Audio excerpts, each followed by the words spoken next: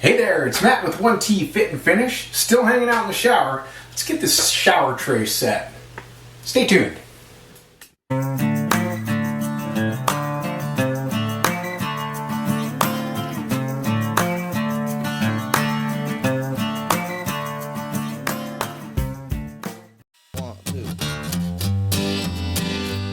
I'm going to be using self-leveling underlayment to flatten out the concrete under the shower tray.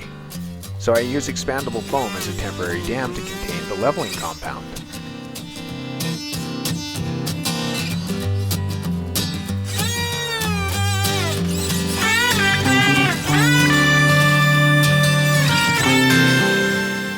After the foam is cured, I trim it back a bit and vacuum the subfloor in preparation for the self-leveler. Some of the thin set from the previous tray is almost a half of an inch thick.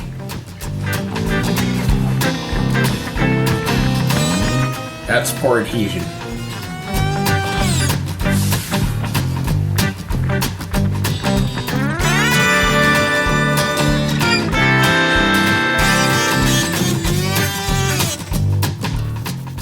Here I mix the self-leveling compound as per the manufacturer's instructions.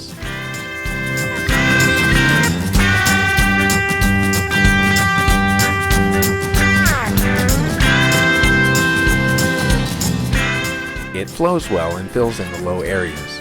You may have to break up the surface tension in a few spots. I use a flat trowel for this.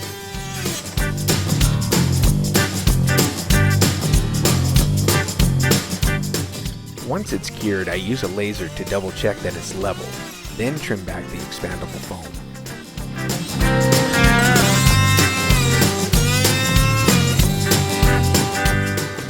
Next, I start assembling the custom curb. I use 1/2-inch Kerdi-board for the base and 2 pieces of 2-inch Kerdi-board for the top.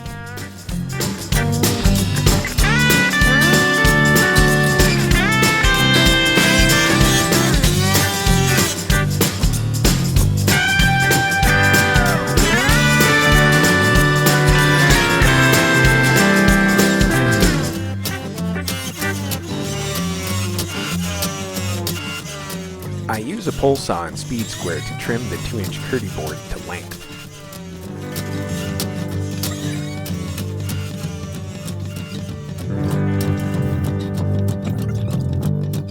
I assemble the curb in an interlocking pattern to add strength. Next, I find the center of the drain so I can cut the shower tray and do a preliminary dry fit of the drain flange. The gray foam squares are spacers to show the finished height of the drain flange when the tray is installed.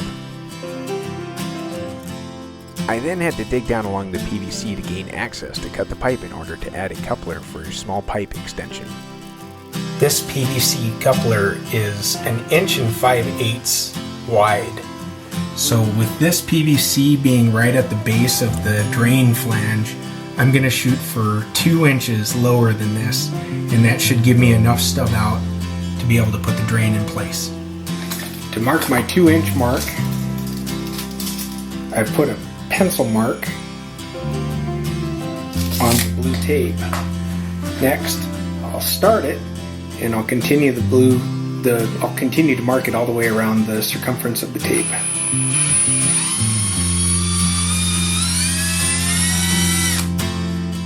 I talk a little more about this inside pipe cutter in the previous shower demo video. I dry fit the coupler and drain flange and get the measurement between the 2 fittings.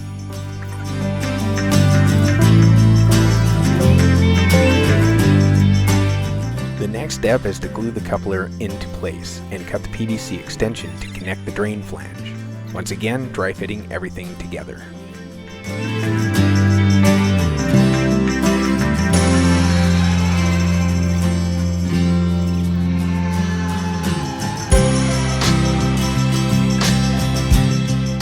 I mark the PVC and put a piece of blue tape around it to ensure a nice flat cut across the pipe.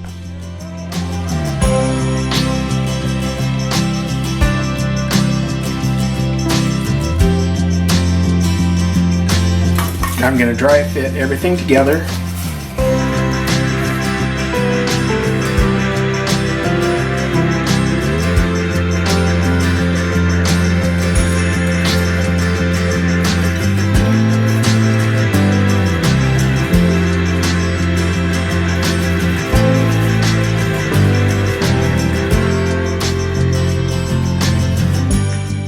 and then check for level.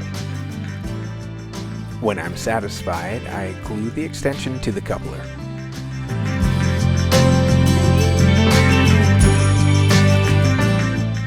On to the shower tray. I transfer measurements of where the center of the drain will be in relation to the walls. Draw lines where the walls will intersect and cut with the utility knife.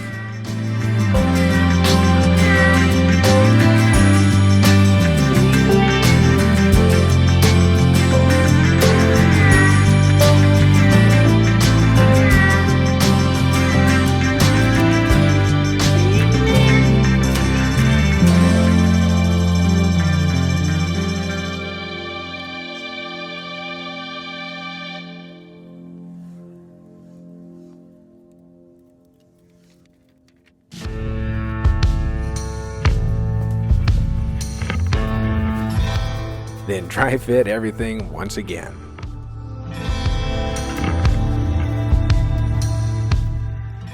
Now it's time to mix the thin set. Schluter set requires that you mix at a slow speed less than 300 RPM for 5 minutes and let the mixture slake for 10 minutes. While I let the thin set slake, I mark the subfloor where the tray and curb will be installed and disassemble everything.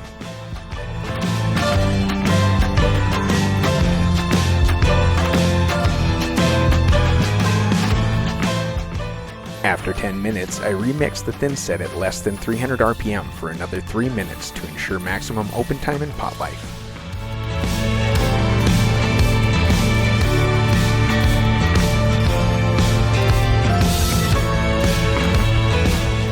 Using a 1/4 inch by 1/4 inch notch trowel, I comb thin set onto the substrate.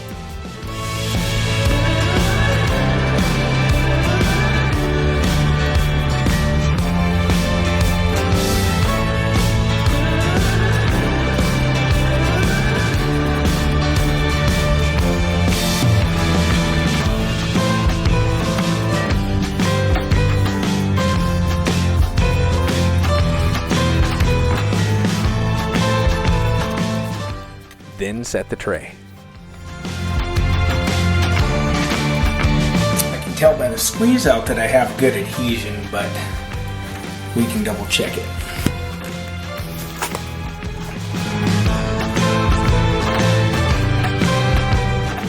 Use a piece of cardboard to step on the shower tray to set it to the subfloor.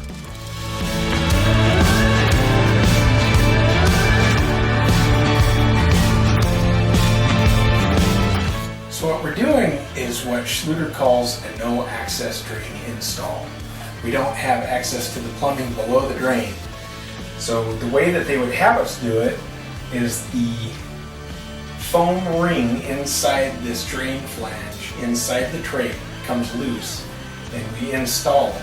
I was ready to install the tray now, and everything dry fit nice. So I didn't do it that way. I'm going to do it just like I would have access to the drain. One last dry fit and check for level.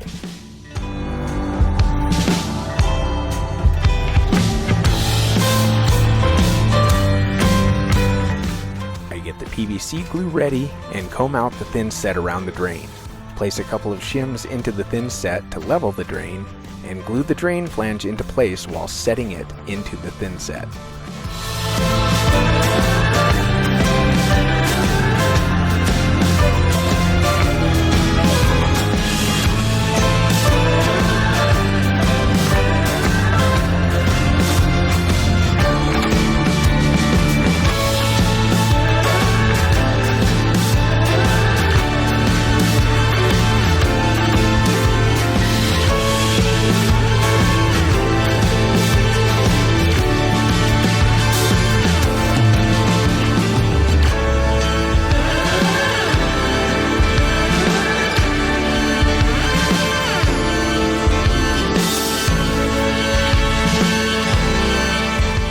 The final step for the shower tray is to waterproof the drain flange. This time I comb out the thin set with a 1/8 inch by 1/8 inch notch trowel.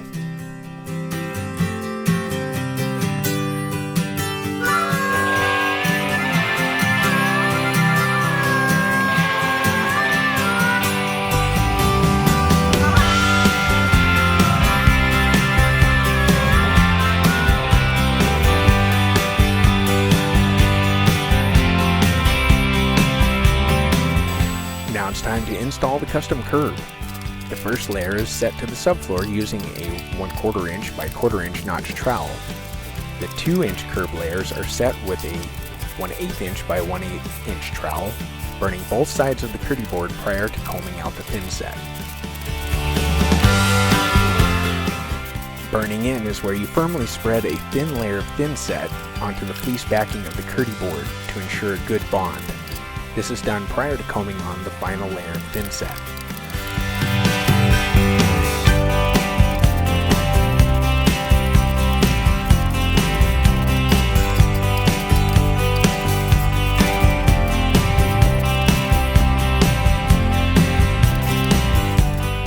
While I'm assembling the curb, I'm applying a slight bit more pressure on the tray side of the curb. This slightly angles the curb toward the tray for a positive drainage.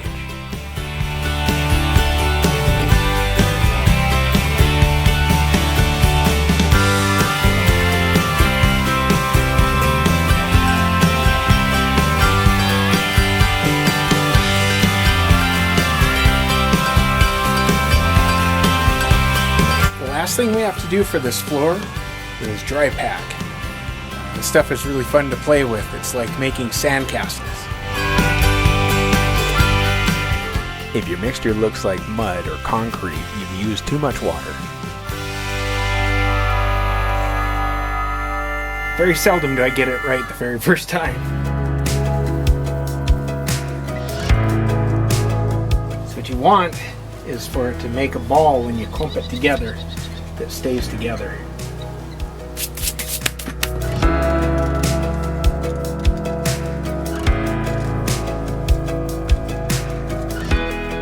Consistency is that of moist sand. I like to use a piece of 2x4 as a tamper and screed, and a flat trowel to smooth and shape the dry pack to match the angle of the tray. It's best to build up to the proper depth by layering.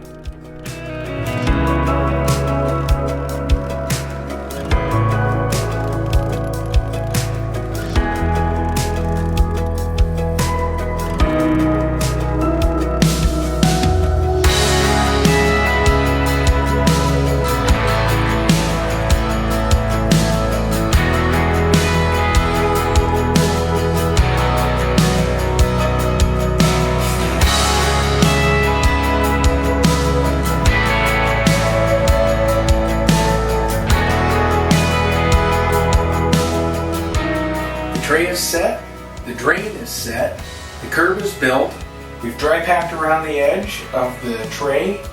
Now it's on to waterproofing. Thanks for watching this video. Please like it. Please subscribe to my channel if you get a chance. Next video coming out will be waterproofing. This is Matt with 1T Fit and Finish. Thanks for watching.